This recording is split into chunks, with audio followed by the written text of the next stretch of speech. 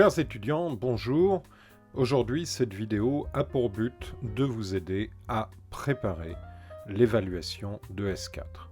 Comme il a été dit précédemment, cette évaluation sera une évaluation écrite. Vous devrez traduire un texte tiré d'un article en anglais et faire au mieux pour assurer la meilleure traduction possible. Pour ça, écoutez, on va explorer un autre texte et voir ensemble à la fois comment traduire et puis aussi quelles sont les significations de mots qui peuvent vous aider dans le contexte de cet exercice difficile qu'est la traduction. Je le répète une fois encore, il ne s'agit pas de traduire mot à mot. La traduction, c'est un travail d'adaptation.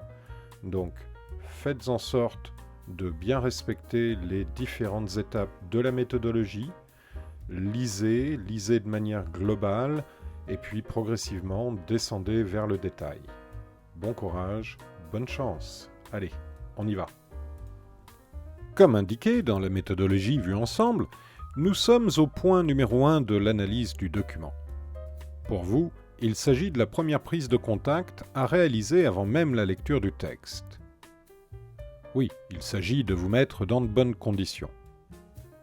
Comme il est dit, le titre résume souvent le texte. Il vous donne une première idée de ce que vous allez lire. Ici, on nous parle de « The Role of Nursing ». Le terme « rôle » en anglais possède les mêmes significations multiples qu'en français. Quant à nursing, c'est la profession que vous étudiez actuellement. Your future activities. Donc a priori, ce titre ne présente pas de difficultés particulières. Je vous propose maintenant de commencer à analyser le sens général de cette partie, puis de nous pencher sur les points de vocabulaire mis en évidence, et on fera ça dans chacune des parties. Ce premier paragraphe aborde l'évolution de la situation pour les professionnels du soin infirmier dans les 20 dernières années. In the last 20 years. Leurs tâches et responsabilités se sont accrues et l'article indique que les soins deviennent plus complexes alors que les réductions de budget contraignent les infirmières et infirmiers à prendre en charge les fonctions des internes, par exemple. Voyons maintenant le vocabulaire mis en gras. The role, on l'a vu dans le titre, in healthcare, donc on nous parle bien ici du service public de la santé, has changed dramatically. Dramatically indique que quelque chose change beaucoup, énormément.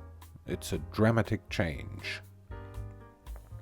Si on poursuit un petit peu plus loin, a wider range of duties and responsibilities.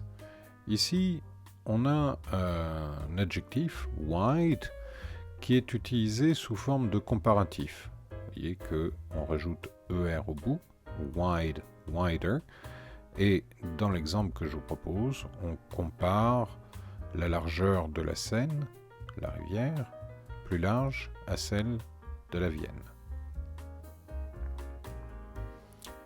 Si on poursuit, on retrouve un mot composé, understaffed. Toujours un adjectif. Cet adjectif est composé de under, qui peut signifier dessous ou sous, et de staffed, qui signifie et qui indique ici l'effectif, sous forme de quantité négative. Understaffed. Poursuivons avec un nouveau comparatif. Alors, tight peut être soit adjectif, soit adverbe. Ici, il est utilisé comme adjectif comparatif. Le sens de tight peut signifier serré ou contraint. Donc, tighter, comparatif, indique que les budgets sont plus contraints ou plus serrés. Vient ensuite duties, le pluriel du nom commun duty. Oui, c'est un substantif qui signifie que les devoirs sont obligatoires. Il y a cette notion de quelque chose qui est dû, mais ce que vous connaissez d'ailleurs dans duty free, mais aussi, par extension, ses tâches, sous-entendu celles que cette personne doit effectuer. As well as signifie ici que les infirmières doivent faire leur job ainsi que celui d'une autre catégorie de personnel soignant, aussi bien que le leur. Junior doctors, effectivement, cette catégorie de soignants. Il s'agit de médecins en cours de spécialisation. En français, ils pratiquent leur internat, d'où leur dénomination courante que vous pouvez déduire. Vous l'avez deviné, j'espère. L'article se poursuit dans le deuxième paragraphe en indiquant que c'est dans le secteur public du pays d'origine de cet article, les États-Unis, que se retrouvent principalement les personnes souffrant de maux liés à la vie actuelle, ce qui crée une forte pression pour les soignants. Voyons le vocabulaire mis en gras. Public healthcare. Ici, on nous parle bien du système de santé publique. To increase, c'est un verbe. To increase, donc, c'est le verbe qui signifie augmenter. Son contraire est to decrease. Ici, increasing est l'adjectif formé sur ce verbe. Rate.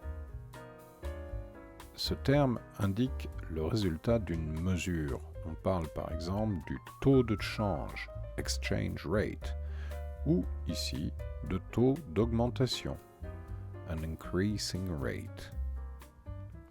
Condition. Comme en français, dans le domaine de la santé, on utilise le terme de condition pour signifier maladie, une condition. Strain. Toujours un nom commun, ce nom commun indique qu'une pression est exercée sur quelque chose. It puts a strain on something. Growing. Adjectif formé sur le verbe to grow, qui signifie que quelque chose grandit ou augmente. Ici, we see the growing number of complex illnesses. Illnesses n'est pas en gras, mais cadeau bonus, il s'agit bien sûr de illness au pluriel. Après cette première partie qui a posé le contexte et qui nous permet de savoir quelle est la situation de base, on arrive maintenant à la deuxième partie où on va nous présenter à la fois le problème, mais aussi une ou des solutions mises en place. Partly because of the increased workload and partly because nurses still earn a relatively low salary when compared to other medical professionals, fewer people are entering the nursing profession. Et oui, il y a visiblement une augmentation à la fois de quelque chose, avec la reprise de increased, mais aussi des termes qui sont ici des quantifieurs, et on va revenir là-dessus dans quelques secondes. Donc, le vocabulaire mis en gras dans le premier paragraphe de la deuxième partie, c'est par exemple workload. Workload, un nom commun. Load signifie une charge, et work, vous connaissez, c'est le boulot, c'est le travail. Donc, en ajoutant les deux, vous pouvez imaginer le sens de ce terme. To earn, un verbe qui désigne le fait de recevoir de l'argent en échange de son travail, ou de trouver ce que cela signifie. Few, un déterminant, un pronom. Avec a few, on est dans la catégorie des quantifiers. Je vous propose de faire une petite parenthèse simplement pour approfondir ce sujet des quantifiers, les quantificateurs. Alors, que sont ces quantificateurs ? Les quantificateurs, quantifiers, sont les mots utilisés pour désigner des quantités sans pour autant donner un nombre défini. Ils peuvent servir pour répondre à la question « Combien ?» How much? How many? Ces quantifiers peuvent être utilisés avec le nom commun, comptable ou incomptable. En anglais, on va parler de countables ou uncountables. Les noms communs comptables peuvent être soit pluriels, soit singuliers. Les incomptables sont systématiquement au singulier, même pour désigner une quantité supérieure à 1. Ça, c'est une spécificité de la langue anglaise. Vous en avez 3 catégories. Les quantificateurs de grande quantité, large, les quantificateurs relatifs, relative, et les quantificateurs de petite quantité, small. Au niveau des quantificateurs de grande quantité, large quantity quantifiers, vous allez retrouver par exemple much, qui est utilisé avec les uncountables, les incomptables. Much rain, much sand on the beach. Vous allez retrouver aussi many, qui lui est utilisé avec les comptables, avec les countable nouns. Many apples, many students. Vous retrouvez aussi dans les quantificateurs de grande quantité lots of. Lots of people, a lot of, plenty of people. Et vous retrouvez aussi too much et too many. Donc, lots of signifie qu'il y a beaucoup de quelque chose, qu'il y en a suffisamment. Ça veut même dire qu'il y a plus que nécessaire. Too much peut être utilisé avec les incomptables. Too much people. Ici, people reste au singulier même s'il y a beaucoup de monde. Et on peut utiliser too many avec les comptables. Too many apples for me to eat. Trop de pommes pour moi. Les quantificateurs relatifs veulent dire qu'il y a plus que un, mais moins que beaucoup. Surprenant. Several. A number of. A number of apples. Several apples. On retrouve après most ou most of. Ceux-là peuvent servir à la fois pour des comptables et des incomptables. Ça signifie qu'il y a plus que la moitié d'eux, qu'il y a une majorité d'eux, ou que quasiment tous. Enough, lui, signifie qu'il y a suffisamment de choses. Il peut être utilisé à la fois à la forme affirmative, à la forme négative et à la forme interrogative. Ils sont vraiment très communs et ils expriment une quantité relative ou proportionnelle. Les quantificateurs de petite quantité. A little, little, not much. Ceux-là sont utilisés avec les incomptables. Little sand is left on the beach. Vous retrouvez après few. A few, not many, a small number of. Ceux-là vont être associés à des comptables.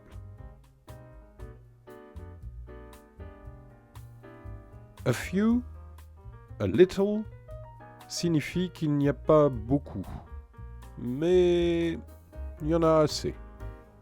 Par contre, si vous enlevez le « a » devant et que vous avez juste « little » ou « few », ça signifie qu'il n'y en a pas suffisamment. Bien. Après cette parenthèse sur les quantificateurs, reprenons le déroulé de ce texte. Comme nous l'avons vu précédemment, le premier paragraphe présente le problème. La profession n'attire plus suffisamment de nouvelles recrues. En cause, sûrement les bas salaires qui créent des pénuries de personnel qualifié. Voyons maintenant, toujours dans ce premier paragraphe, le vocabulaire mis en gras. Lead. which has led to shortages of well-trained staff and deficiencies. Led, ici nous sommes face au participe passé du verbe to lead, avec le sens de mener. On peut mener une bataille comme on peut mener une évolution de la quantité de personnel bien formé. I lead, it led to. Shortages. Nom commun. A situation in which there is not enough of something. Une situation où il n'y a pas suffisamment de quelque chose. Well trained. Un adjectif composé. Eh oui, justement, well trained est un mot composé signifiant bien, well signifie bien, et formé, trained.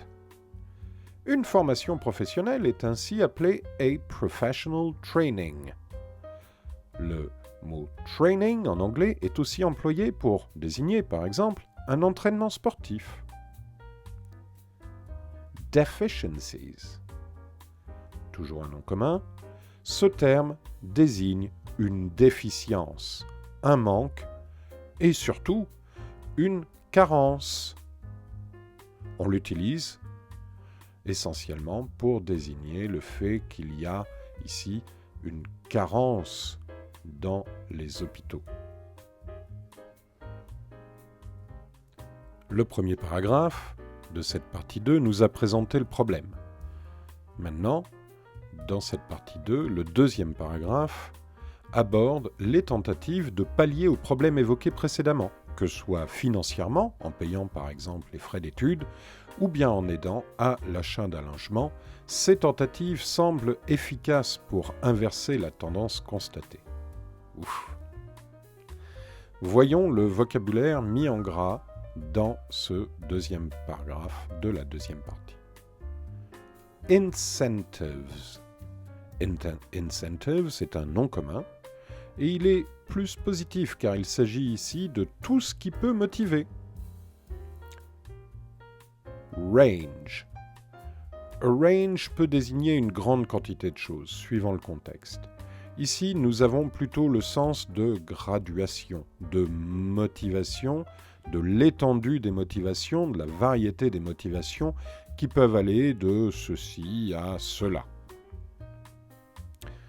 Ceci ou cela, je les explique maintenant. Par exemple, tuition fees. Tuition fees.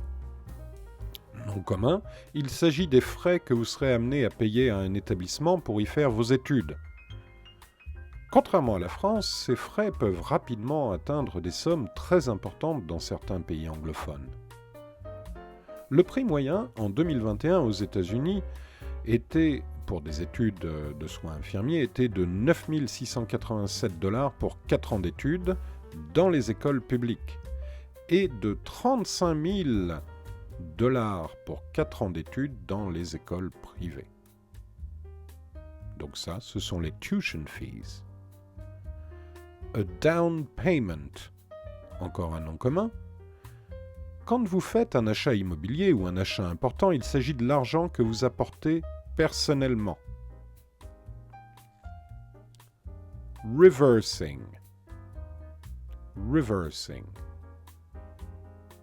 C'est un verbe, et là il n'y a pas de grande difficulté de compréhension, c'est basé sur le verbe to reverse, et ce terme est proche du français. Il indique un changement de direction, un retour vers l'arrière. Graduating. Toujours un verbe. Ce verbe désigne le fait d'avoir passé avec succès sa première année d'études en route vers un diplôme. Plus largement, on l'utilise pour signifier que l'on est diplômé. Nous abordons maintenant la troisième partie de ce texte. On nous présente ici le résultat qui semble positif après des années de problèmes. Les professionnels du soin infirmier cherchent à monter en compétences en se spécialisant et de ce fait en faisant monter les standards de soins. It enables them to provide a higher standard of care to their patients. Voyons maintenant le vocabulaire mis en gras. demands. Demands. Vous utilisez ce terme pour désigner les exigences. Abilities. Nom commun, les habilités, les capacités, les aptitudes mentales ou physiques sont désignées par ce terme. Greater abilities, better training. Nous avons à chaque fois l'utilisation ici d'un comparatif. Great, greater, better, best. Nowadays. L'adverbe nowadays est utilisé pour désigner ce qui se passe à notre époque, de nos jours, en comparaison avec le passé. Preventative. Ici, c'est un adjectif. Pas de grosse difficulté, ce terme est synonyme de préventif. En anglais, on utilise aussi preventive, mais là, c'est preventative, et c'est synonyme du français préventif. Higher standards. Higher est donc un comparatif de high qui signifie haut, donc son comparatif sera plus haut. Et standard signifie tout simplement standard. Dans ce deuxième paragraphe de la troisième partie, on nous signale aussi que la polyvalence est nécessaire, de la tâche la plus simple à la plus complexe. Voyons le vocabulaire mis en gras. Thought of. Thought of. Adjectif basé sur le verbe to think, penser. Cet adjectif désigne la manière dont l'on pense de quelque chose ou à quelque chose et ou à quelqu'un. Dispensing. C'est un verbe, alors pas d'ambiguïté ici, il s'agit de signifier le fait de distribuer quelque chose. Que ce soit des bonbons, des médicaments ou des bons points aux étudiants qui ont pris le temps de regarder la vidéo jusque-là. Et oui, n'oubliez pas de cliquer sur le pouce, de vous abonner et de partager. Rehabilitation. Nom commun. Il s'agit ici du terme qui en anglais va désigner le process vers la guérison. Suivant les disciplines médicales, on va parler soit de réhabilitation, soit de rééducation ou de convalescence. À vous de trouver ce qui est utilisé ici. Ah, chers étudiants, enfin la conclusion. Alors vous pensiez que cette vidéo était interminable? Mais non, nous y voilà. Alors, nous sommes bien avancés dans ce 21e siècle et il semble impératif de rendre cette profession plus attractive, d'après ce qu'on nous dit dans ce paragraphe. Bien, pour nous, nous en avons fini avec la partie analyse et description de cet article. La dernière partie sera consacrée aux 3 mots mis en gras dans le texte. Forward, c'est un adverbe et c'est le terme qui est opposé à backward. Backward signifie en arrière, donc nous pouvons penser qu'il s'agit de en avant. Through, là, c'est une préposition, mais aussi un adverbe. C'est exactement ce que nous venons de faire. We went through the text. Nous avons été d'une extrémité de ce texte à l'autre de manière approfondie, du début à la fin. Nous l'avons traversé. Well staffed. Tout à l'heure, je vous ai parlé du terme understaffed. Ce terme understaffed indiquait qu'il n'y a pas de personnel en quantité suffisante. Ici, nous sommes de nouveau face à un mot composé qui, pour le coup, signifie que l'établissement est well, que l'établissement est bien. Il est bien quoi? Il est bien doté en personnel. Voilà, chers étudiants, j'espère que cette balade à travers cet article et ces explications sur les termes vous ont permis de mieux comprendre ce qui était dit. Et voilà. Bon. J'espère qu'avec tout ça, vous aurez beaucoup moins peur d'aborder cette évaluation et que le jour de l'épreuve, vous serez en mesure de vous débrouiller au maximum. À bientôt.